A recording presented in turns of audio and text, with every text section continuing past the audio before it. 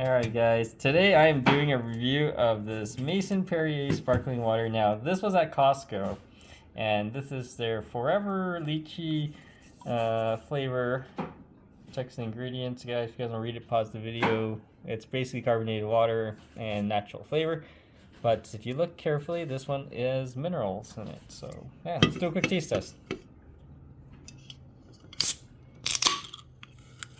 There we go.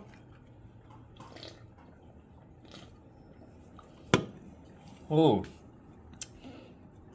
that's pretty good. It has a nice lychee flavor with the fizz is not that strong though compared to bubbly, but it's got a nice aroma to it. It's not strong, but it's there. So yeah, definitely check it out, guys. Any questions, comments, post below, subscribe to the channel.